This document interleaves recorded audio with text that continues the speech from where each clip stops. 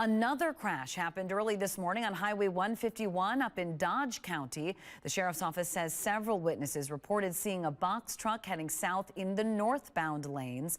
The truck collided head-on with a northbound Kia sedan. That car was then hit by a northbound Chevy sedan. The 25-year-old driver of the Kia and a 28-year-old passenger died at the scene. 2 other people in the Kia and 3 in the Chevrolet were injured and taken to the hospital.